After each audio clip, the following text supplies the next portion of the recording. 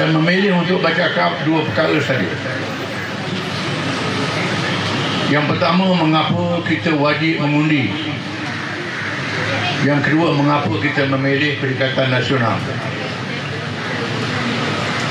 Mengundi adalah cara memilih pemimpin yang mewakili kita, sama ada untuk menjadi pemimpin kerajaan atau menasihati kerajaan, ataupun melahirkan sikap kita terhadap perkara yang berlaku, sama ada kita bersetuju atau kita tidak bersetuju.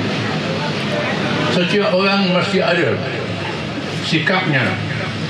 Nabi kita bersabda, "Man ra'a minkum munkaran falyughayyirhu bi yadihi, fa in lam yastati' fa bi lisanihi, fa in lam yastati' fa bi qalbihi, wa dhalika ad'aful iman." Sesiapa kalangan kamu yang melihat perkara yang salah, hendaklah ubah dengan tangan. Kalau tak mampu, dengan lidah bercakap. Kalau tak mampu, benci, protes dalam hati. Barang siapa yang protes dalam hati pun tak ada, imannya tak ada, sangat lemah. Ini perlu kita sedar. Mengundi adalah satu tanggungjawab, satu kewajipan, bukan sunat. Di zaman awal Islam, para sahabat radhiyallahu anhum mengundi memilih pemimpin. Apabila wafatnya Nabi SAW di Madinah, setelah selesai mengendalikan urusan jenazah, bila nak dikebumikan, hanya beberapa orang sahaja yang ada di kubur untuk menyaksikan melakukan kebun itu. Semua yang lain berhimpun di Saqifah Bani Sa'idah, satu kawasan lapang, untuk mengundi siapa yang jadi ketua negara untuk memerintah. Ada 3 calon. Orang Madinah mencalonkan Sa'ad bin Ubadah radhiyallahu anhu. Keluarga Nabi mencalonkan Ali bin Abi Thalib radhiyallahu anhu. Adapun kalangan Muhajirin mencalonkan Abu Bakar As-Siddiq radhiyallahu anhu. Apabila mereka mendengar pertanyaan Nabi SAW, al-a'immatu min Quraisy, pemimpin pada Quraisy. Quraisy ialah kabilah yang terbesar, yang mendominasi kaum di masa itu. Lalu mereka pilih Abu Bakar menjadi ketua negara. Sebaik saja dipilih menjadi ketua negara, baginda menyampaikan ucapan, "Ayyuhan nas, inni wallitu alaikum wa rasul khairikum, fa in ahsantu fa'ayinuni, wa in asa'tu faqawwimuni, as-sidqu amanah, wal kadhibu khiyanah." Wahai tuan-tuan, saya tadi pilih menjadi pemimpin kamu. Kalau saya bukan orang yang terbaik, saya dipilih. Sekiranya saya betul, tolong saya. Sekiranya saya salah, nasihati, perbetulkan saya. Benar adalah amanah, bohong adalah khianat. Jangan bohong, jangan mengaku. Kalau salah, kata salah. Kalau betul, kata betul. Taat pada saya taat pada Allah dan Rasul. Sekiranya saya menyeleweng, taat pada Allah dan Rasul, jangan taat, pecat saya pun tak. Ini ucapan yang disebut. Di mana amalan memilih pemimpin ini dilakukan oleh orang Islam sepanjang masa zaman Khulafa' Rasyidin, zaman keemasan. Amal ini ditulis dalam buku-buku yang dikarang oleh ulama-ulama Islam. Orang Eropah tak tahu pilihan lain, tak tahu nak pilih pemimpin. Mereka hanya kenal demokrasi, demokrasi purba, bukan demokrasi moden yang ada pada hari ini. Demokrasi purba yang mereka bangga itu, demokrasi dalam perkataan Yunani, Greece, Demoskratus, ataupun bahasa Latin, Demokratia, suara rakyat. Hak rakyat memilih pemimpin. Ini makna demokrasi. Pada awalnya, mereka mengumpulkan orang ramai di stadium di Athens, ibu negara Greek pada hari ini. Orang yang layak mengundi dihimpun ialah kalangan bangsawan, pembesar-pembesar, penglima tentera, tentera yang pakak bawah, orang miskin, petani, dia anggap abdi, kaum wanita tak hak mengundi. Ini amalan mereka. Di mana inilah yang dikenali di Eropah. Mereka tak tahu nak ubah kerajaan kalau berlaku apa-apa kelemahan, kezaliman. Mereka cara perang, mengangkat senjata. Berlaku revolusi di England, revolusi Perancis, revolusi di Jerman, di Rusia, di Amerika dan lain-lain. Bila tak puas hati dengan kerajaan, mereka berperang, bunuh raja, bunuh pembesar-pembesar, bunuh pemimpin. Mereka tak puas hati, perang lagi, sehingga mengorbankan ratus-ratus ribu, mungkin juta manusia. Mereka tak tahu nak buat, sehingga mereka mengkaji buku yang ditulis oleh ulama Islam.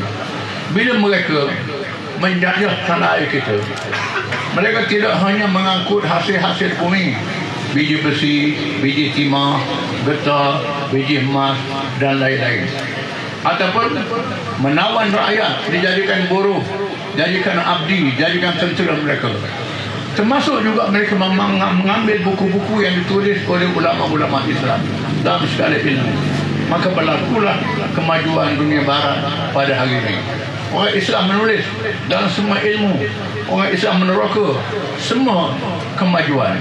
Orang Islam yang pertama buat hospital, orang Islam yang pertama mengadakan bank, cek, orang Islam yang pertama mengadakan bius, pembedahan pesakit dan sebagainya. Termasuklah mereka kaji buku-buku politik yang ditulis oleh ulama-ulama Islam. Hasil kajian inilah mereka melakukan pilihan raya. Tapi pilihan rayanya tak ada adab, tak ada akhlak, tak ada moral, tidak ada integriti yang perlu diberi penekanan. Maka berlakulah kelemahan-kelemahan. Walaupun demikian, kita dapati negara-negara barat menjadikan pilihan raya untuk tukar kerajaan. Di England tidak selama-lamanya parti konservatif, tidak selama-lamanya Liberal Party. Bila Liberal Party mereka salah laku, mereka tolak Liberal Party buat kerajaan parti konservatif. Di Amerika Demokrat, Republican begini. Di India dulu parti Kongres, sekarang parti lain. Di Jepun begitulah amalan demokrasi. Tapi di negara kita, orang kita tak faham, sehingga berlakulah apa nak berlaku. Barisan Nasional memerintah lebih 60 tahun selepas kita merdeka. Berlaku macam-macam salah laku, rasuah, kezaliman, jenayah makin meningkat, berbagai hal berlaku dalam negara kita. Kebocoran hasil negara, keadilan yang tidak betul di kalangan semua rakyat, masyarakat majmuk. Ini yang berlaku, menyebabkan akhirnya kerajaan mengalami kelemahan, dan mereka tolak secara spontan. Dalam pilihan yang lalu, mereka tolak Barisan Nasional, mereka punya Pakatan Harapan. Kerana Pakatan Harapan berjanji dalam masa 24 jam nak turunkan harga minyak, dalam masa 24 jam nak hapuskan tol, dalam masa 24 jam nak hapus itu, nak hapus ini. Ini janji. Menarik dengan janji ini, mereka pilih Pakatan Harapan. Rupanya berlaku lebih teruk daripada Barisan Nasional lagi dalam masa 2 tahun sahaja. Ini kerana salah undi. Orang tua-tua kata berpantun, saya nak pantun juga sebab itu segi pantun. Buah salah buah kenondon dikumpul ke dalam berdi. Bukan salah ibu mengandung, tapi silap pangkah undi. Silap pangkah undi. Ini yang berlaku. Bila berlaku demikian, lalu kami membuat suatu kejutan untuk mengubah keadaan. Iaitulah kami berjumpa dengan Perdana Menteri Tun Dr. Mahathir. Biar saya dedah di sini, saya mengambil tanggungjawab berjumpa dengan Tun. Lalu tanya, Tun, bagaimana jadi begini? Bagaimana pilihan raya ni? Tun kata, saya tak sangka jadi begini. Tak sangka jadi begini. Dia jadi Perdana Menteri dalam keadaan bercelaru, yang lain nak beruk jadi Perdana Menteri. Berbalah pasal siapa nak jadi Perdana Menteri, dalam keadaan tidak terkawal, berlaku COVID, suasana ekonomi yang tak menentu, kononnya duit tak ada, yang ada ke rasuah tak dibicarakan, bicara separuh jalan berhenti. Macam-macam kelemahan-kelemahan itu berlaku. Lalu kami kata kena buat satu perubahan secara demokrasi dan mengumpulkan ahli-ahli parlimen dengan jumlah yang cukup, khususnya parti-parti yang besar, parti yang ada akar umbi, iaitulah Bersatu, UMNO, PAS, termasuklah MCA, MIC, Parti Sabah, Parti Sarawak, kena ajak sama Parti Gerakan, Parti Star, PBS dan lain-lain. Ajak semua parti ini bergabung, kecuali dalam Pakatan Harapan parti yang ekstrim, DAP, PKR, termasuklah Parti Amanah. Yang ada sama dalam tu kita kena tolak. Tun ajak parti itu ikut serta. Kami kata tak boleh, kami dah tolak parti-parti ini, tak boleh terima. Kita semua tahu bagaimana berlaku demonstrasi, slogan reformasi dan sebagainya. Ini kerana mengambil contoh daripada Indonesia. Konon nak ubah kerajaan secara demonstrasi, bukan secara demokrasi. Ini yang berlaku di Indonesia kerana tentera mengalahkan komunis di Indonesia. Anak-anak komunis, bekas-bekas komunis Indonesia ni nak balas dendam. Lalu mereka mengambil kelemahan suatu dengan melakukan demonstrasi berslogankan reformasi. Reformasi ini dibawa ke Malaysia. Kita ikut sama, beralak, berlawan dengan polis, bertempur dengan polis, berlawan dengan polis, berkelahi sama sendiri, tak ada pada pasal. Yang untungnya orang lain. Kemudian kami fikir-fikir, tak ada guna cara ini. Bersih-bersih itu tak bersih sebenarnya. Lalu kami ambil langkah, tak ikut demonstrasi. Bila PAS tak ikut, demonstrasi gagal. Rupanya orang PAS hanya suka beralak. Ini yang berlaku. Tak jadi beralak. Dan akhirnya kita berjaya mengumpulkan ahli-ahli parlimen dengan jumlah yang cukup. Buat SD atau Pertuan Aku Agung, jumlah yang cukup, simple majority, cukup. Lalu kita ubah kerajaan. Tun ada pendekatan dia sendiri berbeza dengan kami. Tun mahu kerajaan perpaduan, melibatkan DAP, melibatkan PKR, melibatkan parti-parti ini. Kami tak boleh terima. Kerana PKR saya sebut membawa slogan reformasi yang tak betul. DAP pula ini parti Singapura. DAP asalnya PAP yang kita tahu dasarnya chauvinis ekstrim, tidak boleh menyelesaikan masalah. Walaupun Singapura itu maju, tetapi masyarakatnya dalam keadaan bercelaru yang kita sudah melihat majmuknya tindak menindah antara satu sama lain. Kita tak boleh terima.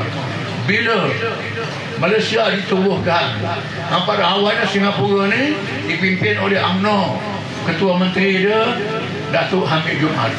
Lee Kuan Yew buat parti PAP, People Action Party, Petir, Parti Tindakan Rakyat.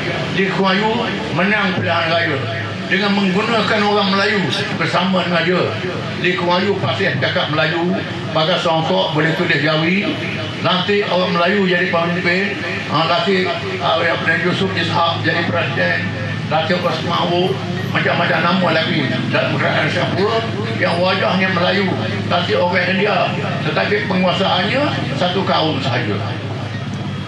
Satu kaum sahaja. Kemudian bila Singapura masuk Malaysia tahun 63, PAP tubuh cawangan dia di tanah Melayu. Tengku melihat perkara ini satu ancaman. Lalu Tengku mengeluarkan Singapura daripada Malaysia. Masa itu generasi saya, termasuk Datuk Harun, termasuk Tan Sri Jaafar Albar dan lain-lain, sangat marah, tak bersetuju.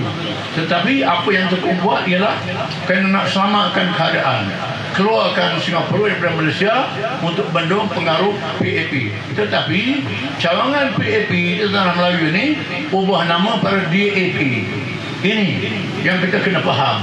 Kemudian di dalam dia masuk macam-macam kumpulan yang ekstrim. Saya tahu komunis pun ada, yang anti Tuhan pun ada. Dalam PKR, dalam parti-parti ini pula ada LGBT, ada macam-macam jenis kumpulan liberal yang tak sesuai dengan masyarakat kita yang beragama dan bermoral. Kita tak boleh terima. Maka kami tolak perkataan ini. Mestilah buat perkataan baru. Lalu UMNO menganjurkan supaya PAS dengan UMNO saja buat mufakat nasional. Ajak PAS dengan UMNO saja. Kami kata tak boleh PAS dengan UMNO saja. Ini bukan perpaduan ummah. Perpaduan ummah ni mestilah PAS, UMNO, Bersatu, Gerakan, semua sekali. Ini perpaduan ummah. Kalau PAS dengan UMNO tak cukup. Nak buat kerajaan pun tak cukup. Masuk bidang air tak dapat tutup majoriti. Tak boleh pindah perlembagaan. Mestilah gabung semua sekali. Tetapi pemimpin UMNO mahu PAS dengan UMNO saja. Itu ada agenda dia, kita faham. Kita pun orang politik juga. Tak boleh buat macam tu. Jadi kita tolak cadangan UMNO tu. UMNO berkeras. Kemudian setelah kita lantik Tengku Muhyiddin jadi Perdana Menteri, UMNO buat kacau. Bukan semua UMNO lah, sebahagian orang UMNO buat kacau. Nak ubah kerajaan, nak gabung dengan PS, nak tukar kerajaan. Tetapi ada baiknya kerana orang UMNO tak sokong semuanya. Gagal usaha ini untuk menenangkan letak jawatan secara terhormat. Tak Muhyiddin letak jawatan, tak berebut jawatan Perdana Menteri ini. Letak jawatan, lantik Datuk Ismail Sabri jadi Perdana Menteri. Untuk menenangkan Datuk Ismail Sabri pegang jawatan, masih bercelaru lagi. Masih lagi. Tikam situ, tikam sini menjadi masalah. Kalau Ismail Sabri lawan, mungkin dia pecah. Dia pecah tinggal kepala saya ekor tak ada. Pengikut tak ada. Jadi macam tu. Akhirnya dia desak-desak, dia bubar parlimen. Parlimen terpaksa dibubarkan. Walaupun kita nasihat, ini musim banjir, sebelumnya COVID, masalah rakyat, ini musim banjir, jangan buat. Dia buat juga. Kenapa? Semata-mata nak selesaikan titih mahkamah yang melibatkan beberapa orang tertentu. Ini masalahnya, mahkamah selesai mahkamah lah. Jangan susahkan rakyat melalui pilihan raya. Tadi buat pilihan raya juga. Akhirnya mereka minta bincang dengan PAS. PAS hati perbincangan itu. Bincang-bincang, dia beri kata dua berapa. Dia kata dua, PAS mesti putus dengan Bersatu. Kerana Bersatu ni khianat. Saya kata PAS dengan UMNO dia berkelahi lebih lama pada UMNO yang Bersatu lagi. Akhirnya berkelahi berpuluh-puluh tahun. Berlaku peristiwa memali, orang PAS kena ILCA, orang PAS kena macam-macam. Kita boleh maaf, nak selamatkan negara, kita boleh lupakan itu semua. Selisih dengan Bersatu ni sekejap saja. Sekarang tak boleh sabar. Tapi tak boleh sabar. Dia beri amaran. Dia panggil, ajak jumpa pada hari Rabu, kita bicara hari Khamis. Dia beri amaran, PAS mesti buat keputusan putus dengan Bersatu pada hari Jumaat pukul 12 malam. Macam waktu sahur, macam itu dia buat. Macam mana kita nak terima? Tak boleh terima lah. Akhirnya kami buat keputusan bersama dengan Perikatan Nasional, gabungkan PAS, Bersatu, Parti Gerakan, Parti PBS dan parti-parti yang lain. Kita gabung. UMNO Barisan Nasional juga masuk pilihan raya. Bubar parlimen, beri nama calon, sama-sama UMNO pun bergaduh. Berapa orang pimpin UMNO di atas tak boleh jadi calon, tak jadi calon lagi. Datuk Nur Omar, Datuk Seri Anwar Musa, Syahidan Kasim Ismail Muktalib, Dr. Adel Ambaba di Johor dan lain-lain lagi tak lantik jadi calon. Pilih orang baru semata-mata nak ikut selera, ikut kemahuan. Kita tak sempat nak selesaikan masalah, lalu kita ambil beberapa orang jadi calon. Datuk Syahidan kita ambil jadi calon Perikatan Nasional di Perlis. Datuk Ismail Muktalib dari calon di Maran, Pahang jadi calon. Ini satu lompatan baru. Saya dah melawat, saya dapati, insya-Allah kita boleh tawan Perlis dengan Pahang, insya-Allah. Ini nambah lagi negeri dengan rojakan yang berlaku ni. Yang lain pasal kita kena lawan. Ada.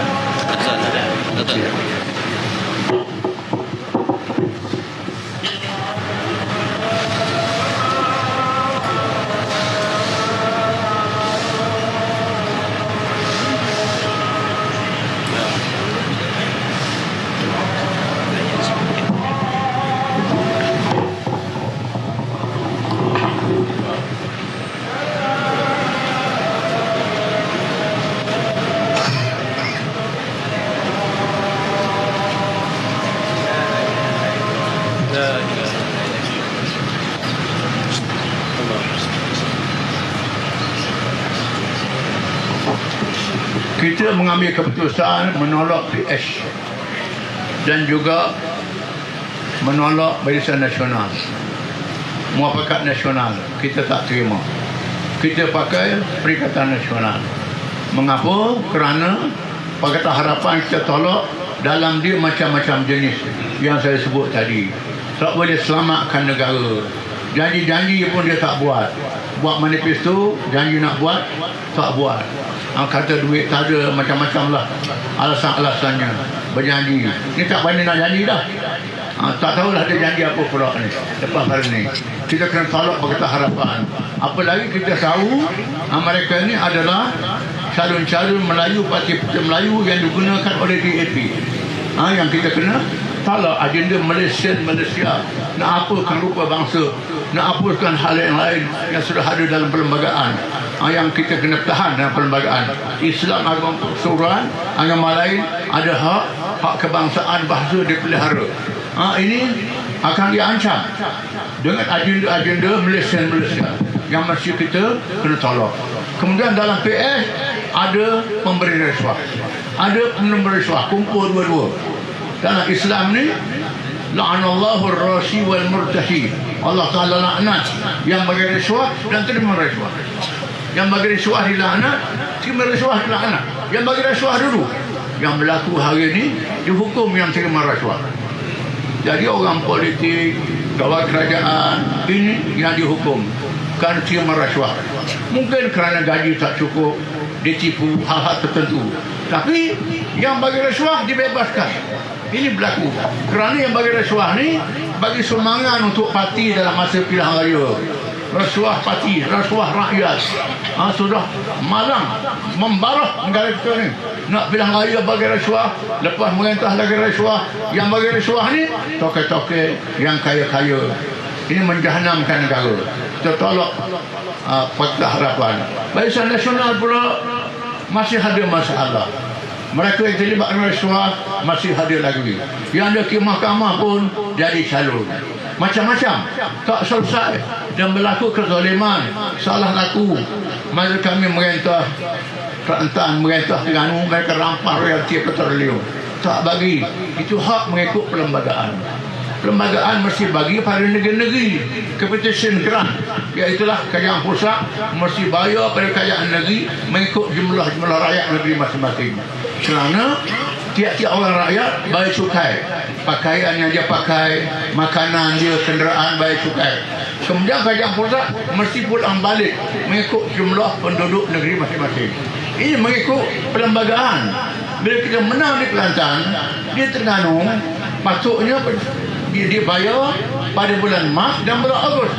Tetapi sengaja dia bayar bulan Disember, bulan 12. Nak susahkan Kelantan, Terengganu. Kemudian kita ada hasil menyuap, patut diberi royalti, dirampas. Terengganu dirampas. Bila kita menang, Kelantan tak dia bagi. Kemudian dia ambil duit petroleum ni, bocor. Duitnya banyak, pembelajarannya banyak, membazir macam-macam. Tak turun ke rakyat yang miskin. Masalah kemiskinan tak boleh diatasi. Ini salah-salah laku.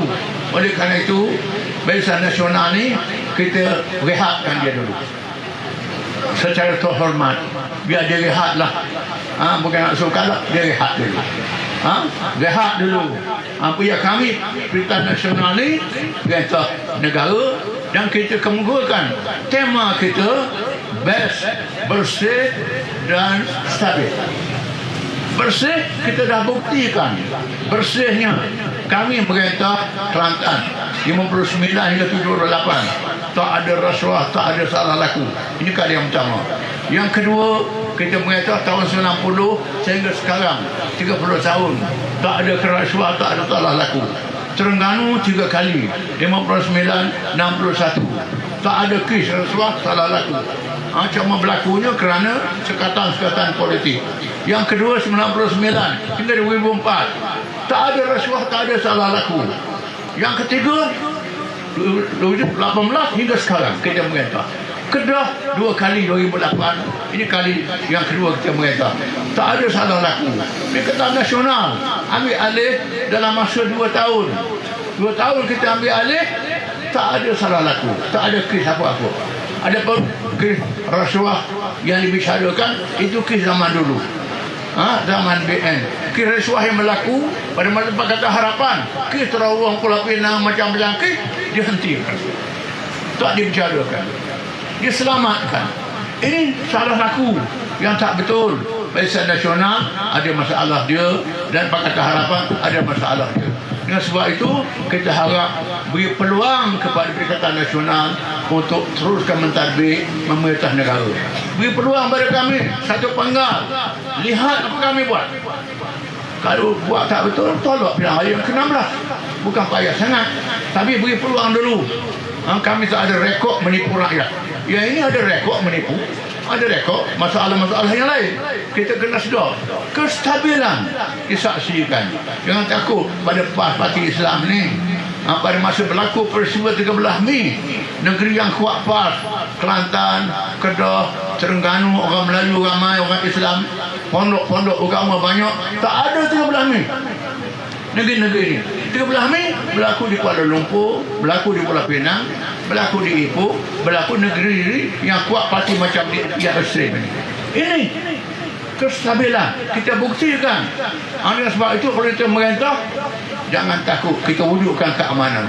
Tetapi kalau puak-puak yang tak pandai urus ni menyusahkan semua, menyusahkan bukan saja orang Melayu, termasuk kaum-kaum yang lain. Berilah percayaan kepada kami. Parti Gerakan pernah memerintah Pulau Pinang tahun 69, Gerakan memerintah. Tak ada apa-apa masalah. Masa Gerakan memerintah, lepas tu DAP ambil alih. DAP ada masalah terlalu, masalah macam-macam. Ini dah terbukti. Dan sebab itu kita harap pilih Perikatan Nasional bersatu, Gerakan dan parti yang bergabung dengannya. Kita bertanding semua kursi campur Sabah dan Sarawak. Seboleh-bolehnya mendapat majoriti 2/3 yang membolehkan kita pindah perlembagaan. Perubahan melalui perlembagaan boleh buat. Kalau majoriti 2/3 itu yang kita mahu, kita kendaki. Ini semua bergantung persokongan rakyat. Mereka yang hadir ini alhamdulillah bersemangat. Cuma beritahu mereka yang tak hadir, pengundi-pengundi muda yang belajar dengan Facebook, belajar dengan internet, tak cukup belajar internet ni. Mesti belajar dengan kemahaman-kemahaman yang betul. Kerana memilih pemimpin pilihan raya ni adalah satu tanggungjawab masa depan kita di masa akan datang. Bukan kerana suka-suka dalam masa seminggu dua ini saja. Ini penting. Jangan kita buat main-main. Marilah kita mengundi ramai-ramai, tunaikan tanggungjawab. Orang tak mengundi pun berdosa.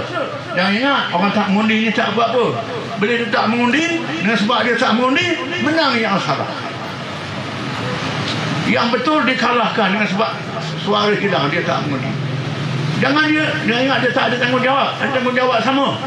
Ulama Islam kata as-sakitu 'anil haq syaitanun akhrah. Orang yang diam terhadap perkara yang benar, syaitan bisu. Boleh merosakkan. Tidak boleh. Kita manusia tu ambil akal, fikir betul-betul dengan akal kita, fikir baik-baik, selamatkan negara. InsyaAllah undi Perikatan Nasional. Simbol kita jelas dan nyata. Walaupun sama-sama biru, tapi biru kita lain, biru sana lain. Yang warna era merah tu, itu kita kena talak. Dan insyaAllah kita dapat kemenangan, kita buat perubahan. Cukup suara itu. Wassalamualaikum warahmatullahi wabarakatuh. Perikatan